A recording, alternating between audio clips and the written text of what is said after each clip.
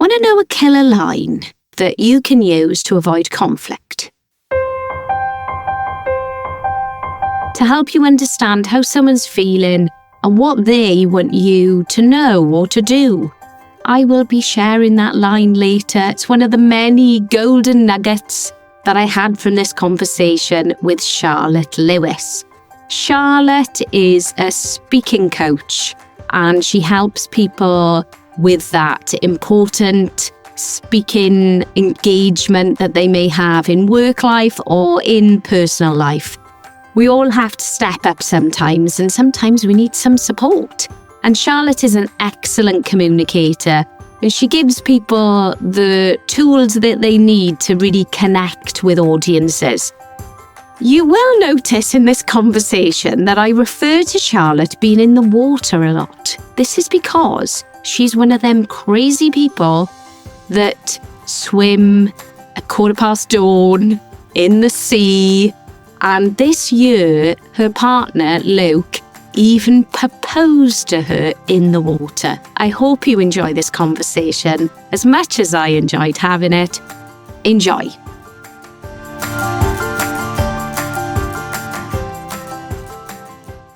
I'm going to kick off with the first question then. The start of love, really. So who was the person that taught you how to love?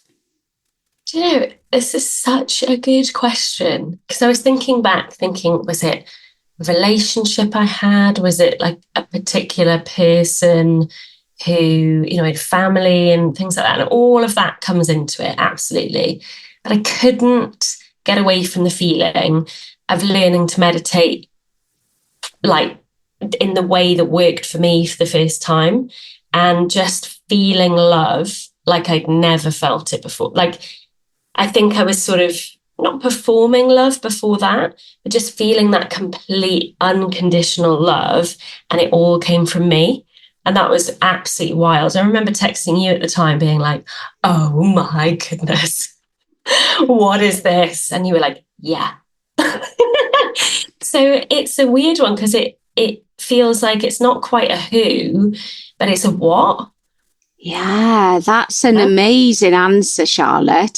Because just to give people some context, we did a TM course, didn't we, in 1987? When was it? When was it? It was a long time ago. Genuinely, we were at Glastonbury together, and I remember this so distinctly. We were doing yoga in front of the pyramid stage, because it was just being set up and everything. And I remember us finishing and being like, you were like, how lucky are we, like, doing this? This is amazing. And then we just got to talking about it. You were like, well, I've booked in to do this TM, this transcendental meditation. And I was like, oh, well, George is great. So I'm just going to copy everything she does, really, from now on in. And you were like, yeah, you just go along for this free chat and whatever. And then you'd booked it. And so you were a kind of week ahead of me, I feel like. And it just happened that we learned really similar time and both had very interesting experiences with it as well, I think. And obviously life kind of shifts and gets in the way past then, and you fall out of practice and stuff. But I'll never forget that first feeling of like, whoa, this is what it's meant to feel like. This is what love is meant to feel like. I've got all chills all over my body. I'm just like, it's really interesting. You've said that, and I know what you feel, I feel. Yeah. It's a different kind of meditation to mindfulness meditation, guided meditation. It's deep stuff. Yeah.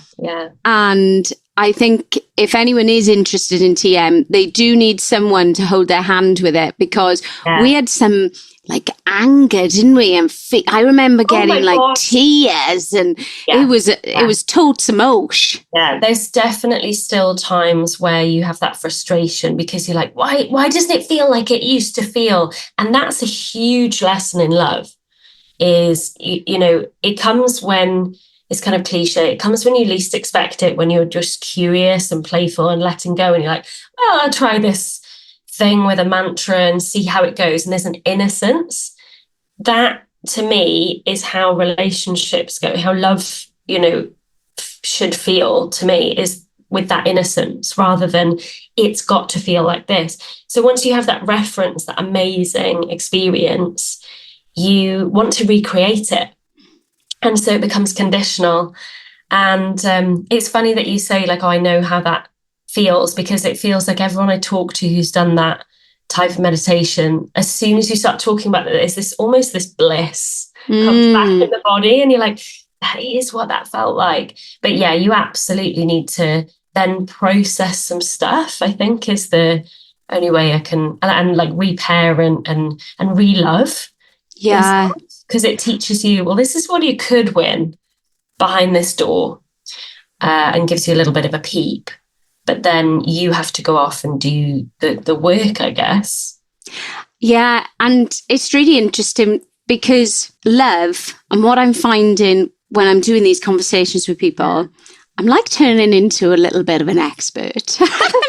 I am so interested to listen to the other ones, because it's so interesting. Question, yeah. It is just so interesting because there is a duality always, like what we're talking about now.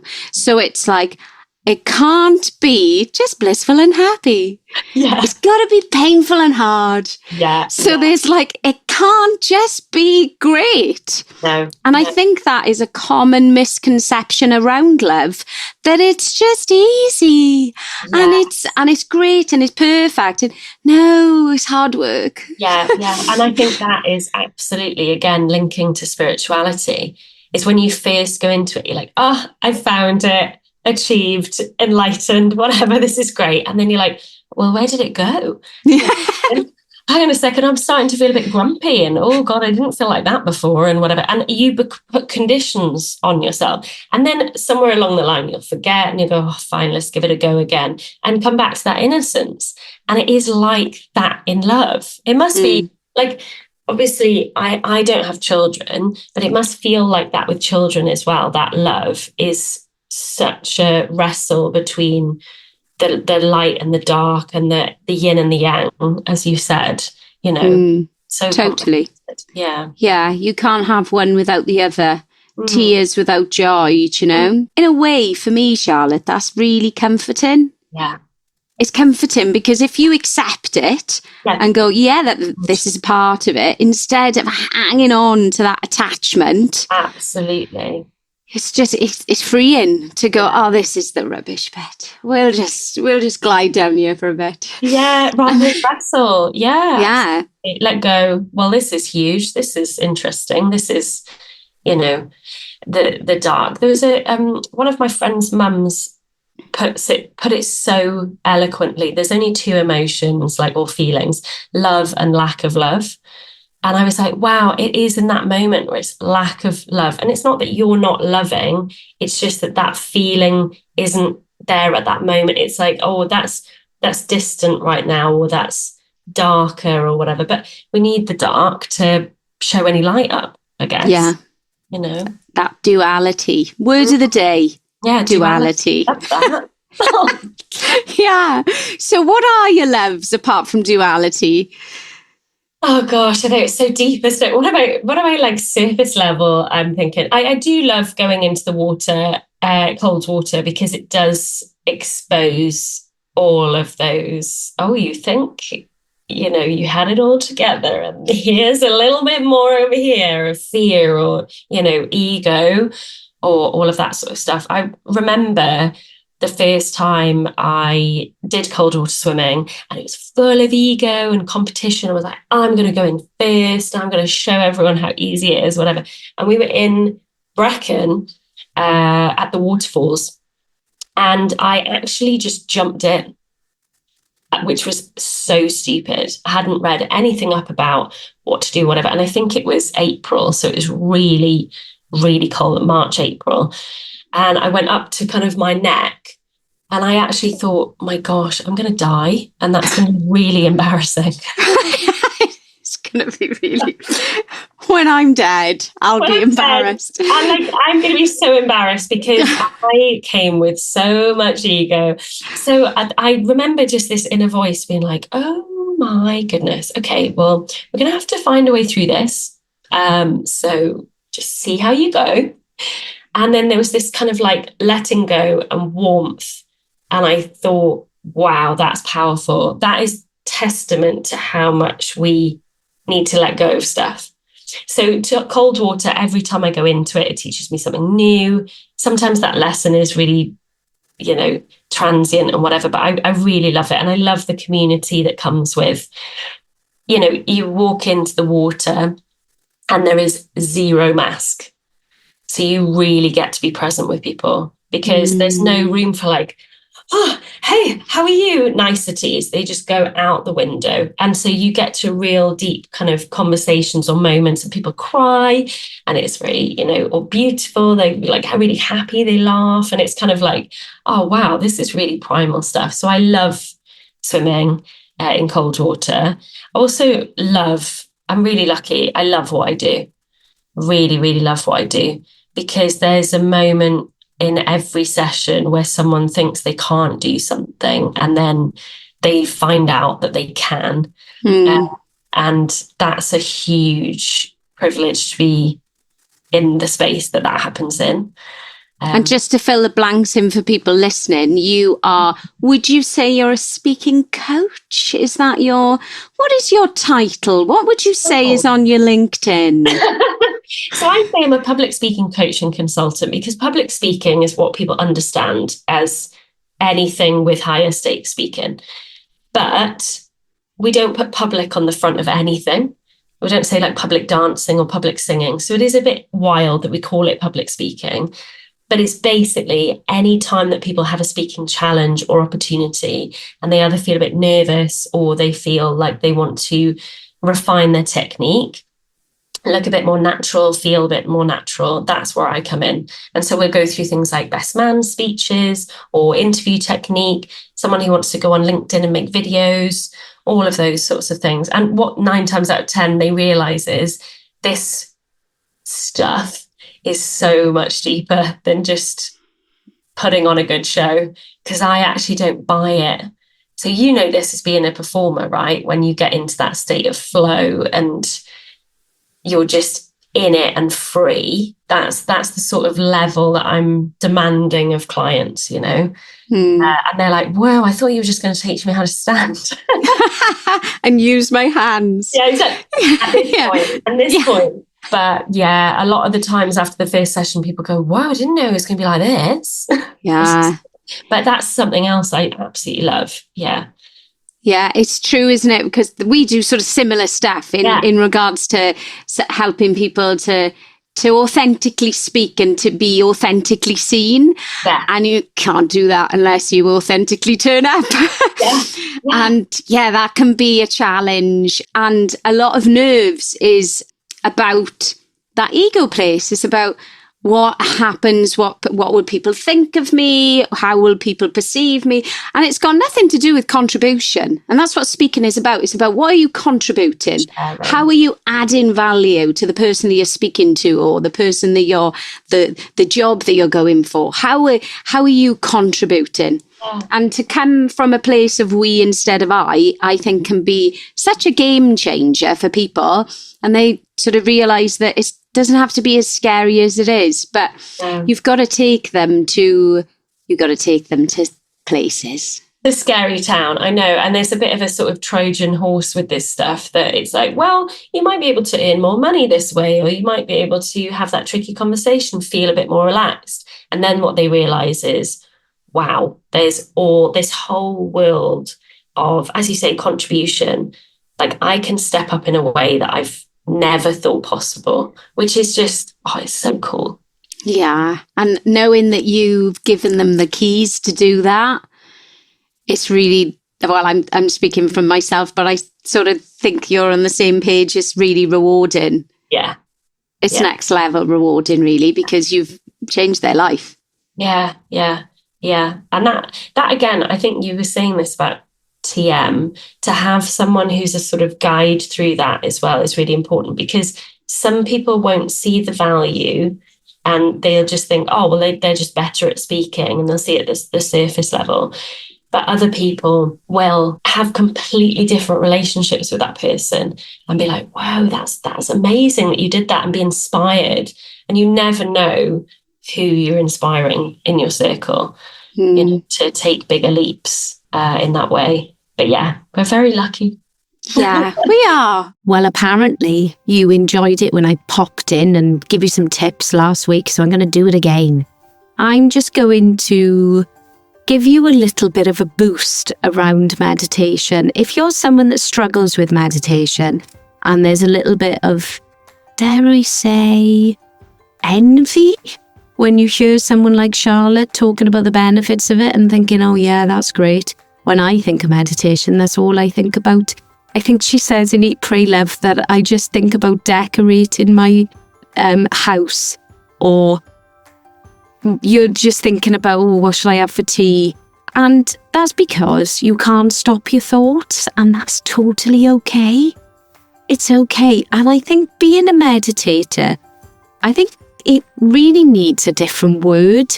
Meditation is about observing. It's about observing the little monkey mind, that noisy little noise factory that's constantly coming up with 60-odd thousand thoughts a day, and you can't stop them thoughts. I think it's about being curious, and it's about being kind to yourself, and it's about sitting still. And you know what? 20 minutes might be a bit of an ask at the moment. 2 minutes might be better, or 3 minutes, or 5 minutes, or guided meditation. It's a practice, and it's about you giving it a try. It might not be for you. You might be more of a walking meditator. That is someone that just walks in nature, in silence, being in the moment, looking around, smelling what you can smell, seeing what you can see, hearing what you can hear. That's meditation as well. So I'm here to just chill out about meditation because I know that it gets people's goats sometimes. Anyway, another thing that I'm here to ask you. Well, I'm not asking you. I'm inviting you. I'm encouraging you to follow me on this wonderful journey. So, do you know what was really lovely? The last episode, I had people contacting me saying, oh, I love this episode. It was so good. Oh, I really enjoyed the conversation. And this was before I started promoting it online, telling everyone that's ever met me to listen to my podcast. This is because they follow me. So if you follow me, you get to hear the podcast straight away, pops up, and you're never going to miss an episode. So I'm going to wait here now, and you're going to pop and just press the follow button. Have you done it? Go on. Brill. Thanks. Love you. Okay, back to Charlotte. So how loving are you to yourself? This has been a huge journey, I think. And I think one of the biggest teachers in that world was solo traveling. Because I've likened it before, it feels like, or what I imagine it feels like, to go on holiday with your husband or wife, and you kind of have an okay, like, day-to-day relationship or whatever. You go on holiday and you're like, oh gosh, you've got to spend all time with these people, and like, oh yeah, you've got to be connected in some way, and there's loads of expectation. And then at some point, something happens and you reconnect and you go, oh, that's why I love them. And that's what it feels like to go on holiday with yourself or travel with yourself and go through the motions of, oh, why didn't you do this? Well, you're so stupid. You didn't do this, blah, blah. It's like those bickering arguments that you might have in a marriage. And then one day you're just like, we've had a really nice time. So that has been the progression, I think. One of the biggest lessons is, if I can do the scary stuff by myself, it's like being in the water, having that moment being like, right, Charlotte, this is actually quite serious. You might have hypothermia. We need to pull the love truck in here. It's a shame that it's taken those big moments for me. I've had to put myself in extreme situations. Like I moved to China with 2 days' notice. I got a job on the Friday and I was flying out there on the Sunday. And that was an extreme, like, I need to do something to get out of my own way, because, yeah, I needed to put myself in that situation to be like, it's just me, everything rests on me, and I need to, know how to flip the switch again. And every time you do it, it gets a little bit deeper. It's like peeling a layer of an onion, isn't it? It really like stings, and it's quite spicy when you first peel that layer back. But as you go deeper, you kind of go, oh, this is where we were at last time with this hard work. But yeah, it's a combination of so many different things. Going to the gym has been a huge one lately, of like doing the hard stuff. I guess that's a really big teacher for me, I think, is putting myself in difficult situations and then seeing, actually, can I flip that inner voice from something that's like, oh, this is really hard, this is really tough, I can't possibly do this, to something like, yeah, you can. This is really easy. You've done this before. So a big voice that, again, clients work on and I work on is the inner voice. Huge one, because that's who's going to be there all the time. And that was one thing that, with meditating, kind of switched off in that meditation. I was like, wow, this is such a relief. But yeah, it's a lot of combos, I think. I didn't have a very good relationship with like food and exercise when I was younger, and I kind of put my body through absolute hell. Because again, it was conditional. You have to be this in order to be loved. You have to do this in order to be loved. And it's quite insidious, isn't it? It happens with, you have to be thin, you have to be successful, you have to be the nice guy and everyone like you, or, the people pleaser. You have to make X amount of money. Once those start dropping away, they're the layers of the onion where you go, well, when is it going to be enough? I'll just take what it is now. That's huge. But I don't know whether that's like a constant lesson. And as you get older, maybe it just gets a little bit easier. But yeah, it's been a very sort of conscious and long lesson, for sure. Yeah.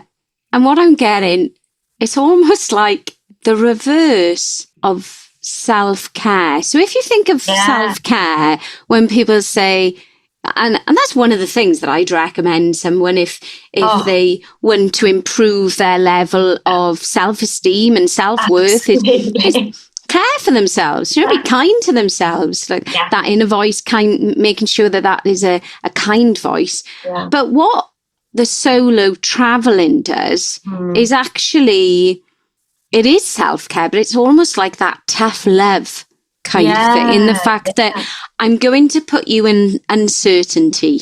Yeah. I'm going to put you in uncertainty, which is going to feel uncomfortable. So in uncomfort and uncertainty, you get that new sort of self-esteem, confidence, and that sense of, there's only me here, so I can't blame anyone else. Can't rely on anyone else. No. Can't mouth them off. Yeah, absolutely. Yeah. So there's no one I can't blame. Yeah, yes, I can't blame anyone. I can't project on anyone. It's just me. It's just me. And if, again, matched with that kindness and matched with you being your own cheerleader, I think it's seeing what you've got. It's seeing your potential, isn't it? Absolutely. And then when you have that glimmer, it's almost like, as you just said, you can blame and go through the mill of blame. And then if there's no one around, it just falls on you. And eventually you get sick of it. You're like, well, yeah, okay, I didn't do the thing, and now we're here. So it's a little fight between the two, isn't it? And eventually it just drops away and you go, well, what else? What's left? And then, as you say, you just see that glimmer of potential and you're like, oh, well, maybe we should focus on that then. Yeah. And I think there's something to be said about a challenge, and I find when life is less challenging, as in the mundane, I find my level of happiness much lower than big, momentous things happening. I think it's the drama in me. It's the performer. Yeah, that for sure. Yeah. I need a mountain. Yes, absolutely. And then it's easy because it's so obvious. It's almost like when it's so subtle and you get in that mundane day to day, as you said, and you just go, oh, I forgot. I forgot because it was so subtle. It was just this little stone in your shoe. And you're like, well, that's fine. I can still walk. But when it's a big stone, you know to take it out. Totally. I love an analogy. Oh, it's the only way my brain works. Sometimes they're wild and I'm just seeing clients' faces and I'm like, stick with me. Yeah. There'll be some light at the end of this analogy. They'll be remembering them a lot. Analogies stick. They do. Yeah, I think they do anyway. Yeah. So the name of the podcast is Love Shortage. And it was inspired by lots of things. It was inspired by when Oshan, my son, died last year, and a friend of mine was saying, look for the love every day. And it's always there.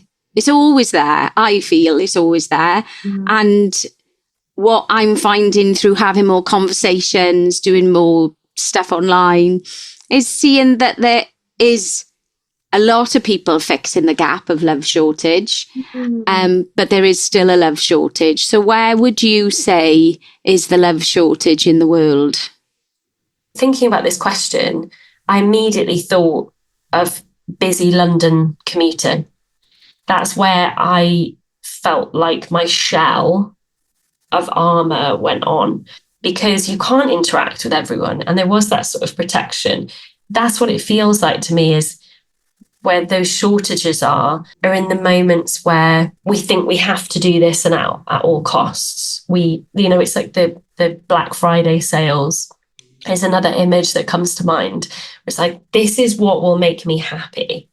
So I think it's actually in our weddedness to certain goals of materialism.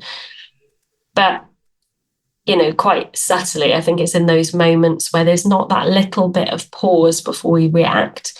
And of course, the pause widens as we process certain things that have happened, but it narrows the less time we put on that. And like you said before, like self-care, reparenting, being kind and compassionate to ourselves, just kind of opens that gap of pause, I feel, between the reactivity, the event and the reactivity.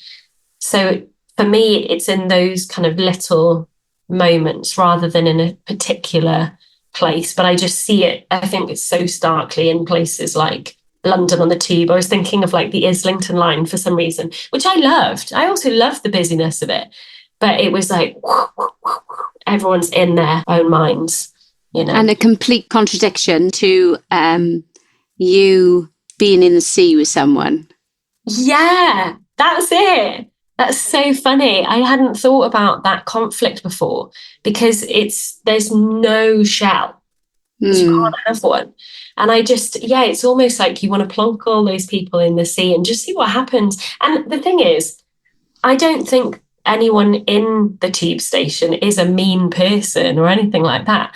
It's just a product of environment. So actually, that's what I mean. I think it's those environments that demand a certain behavior, where the love shortages, the places that have been designed to, for efficiency, not for love or connection or, bless the it's really in that environment. Yeah, I'm always intrigued by seating when I go, especially to Spain, the way that they have seating, outside seating. It's normally in an area where people can it's like a semicircle almost. Yes. So it's sort of designed for people to actually have a conversation. I was just thinking, yesterday I was in the city centre in Cardiff, and that's one thing that I kept noticing, was there is either a bench facing, a space, or they're back to back. And I thought, wow, that is a kind of indicator, isn't it, of design, and how obviously we feel this is my seat rather than having a chat. I think there's ones in Newport actually in the city centre, which are basically just concrete slabs, But I had so many more conversations there because you're kind of sharing that space because it's even. So that's psychology. Yeah, that's so interesting. How can we create spaces that encourage people to connect? Because I've smiled at people on the tube and they don't like it. That was me the first month or two of living there. I was like, open. Morning. Yes. And they're like, no, that's not what we do. No. Isn't it Crocodile Dundee? That's reminded me of Crocodile Dundee that's like a really old film from the 80s. I'm just thinking of when I watched it. There's a couple of them, isn't there? Yeah, and he's walking through New York and he's like, g'day, and saying hello to everyone. And it's bizarre, but I think it's them, because them small moments of minutia, them little tiny pockets of connection, create a loving society. The other day I was on a run and someone dropped a receipt and I was like, excuse me.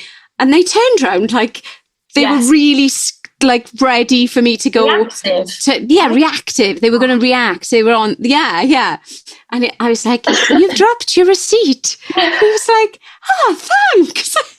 Yeah, there's that flip. Absolutely. Yeah. Yeah, I'm so interested in those moments of flipping the assumption of what's going to happen, or the expectation, for sure. Yeah, definitely. Yeah, I'm just thinking about me and you on the tube now going, morning. Yeah. Oh, gosh. So my last question, and before I ask you this question, thank you. I've loved this conversation. It's so nice catching up. It's been a lush conversation. And I know that lots of people will get lots from this conversation because I've got a lot from it. But my big question, I always end with a big question, is when in your life has love conquered all? Oh, this is such a good question. I think it is in those really small moments where I've made, or I've seen other people make the loving choice. So it's actually not in a big way, but it's, again, if we kind of feel that the conversation with, say, a stranger is going to go one way, or maybe it's going to, like the person in the street that you pick the receipt up for, this is going to go this way. And then it softens that flip. Hi, you just dropped this, whatever. I see people who are veering towards conflict and then they choose something loving and it completely conquers the situation. So those are the moments where I think love conquers all, for sure. Is, for me, I'm thinking on the inside, what if I'm wrong? Or what if I don't need to be right? Or what if I ask them to go on or tell me more rather than react? And there's this almost you have this bubble forming, right, of anger, of whatever. And, oh gosh, this is going to go this way. And then it just pops it. And you think, wow, I just changed the situation just by choosing love rather than fear or aggression. So it's in those teeny tiny moments which can be so memorable, I think, and have a real big change, a real big impact. And that's a takeaway, isn't it, for people? One thing that I was coaching 2 days ago, and I give very similar advice in regards to how can I lean in?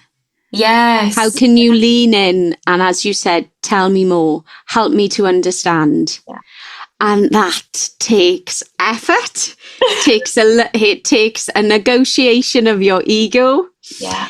It takes love and kindness and compassion and that giving up your right to be right. Absolutely. And I'm so lucky. My biggest teacher in this is my partner, Luke. My fiance. Yay! Congratulations. Thank you. Because he always says, just so I'm getting this right, are you saying? It's one of the most powerful sentences he says. Just so I'm getting this right, just so I'm hearing you right, are you saying? Rather than reaction. Yeah. Mm-hmm. And it completely disarms any situation. So big shout out to him. Yeah. I can't wait to meet him. I don't think I'm going to meet him in the sea, but I might just come down because I've heard there's a sauna there. Oh, there was a sauna. There was, or is it Loads of gone? them popping up now. Loads of them. You'll find a sauna, don't you worry. Yes. Yeah. No, that is, yeah, I'm going to nick that off him. Next time me and Dave are a little bit of a tit for tat. Yeah. I'll say, right, so what does he say again? Just for me to get it right. Just so that I'm hearing you like right. Is it this? Are you saying this?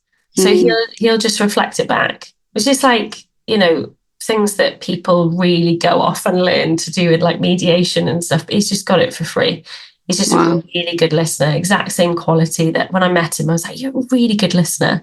I mean, he probably would be like, no, not. He's very good at performing it, if not. Yeah. Oh, be more Luke. I'm going to end with that. Be more Luke. Amazing. Well, thank you so much. This has been an awesome conversation. It's made me think that I need to practice my TM more. I know, me too. One of those. I'm like, oh yeah, talking about it is good, but I've got to kind of put in the work. Yeah. But thank you very, very much. This has been an amazing conversation. Thank you so much. Thank you. Oh, isn't she lovely? As I mentioned, I've used Luke's trick a lot, and I will carry on using it because it's very effective. Also, Luke and Charlotte have their own podcast. It's called Speaker SOS, and you're going to fall in love with them. They're just the cutest together. I love listening to their podcast, and I get so many tips, especially for the work that I do. So yeah, check it out. If you have any feedback for me, you know where I'm on, Georgina at georginajones.com. Until the next time, share the love. Bye.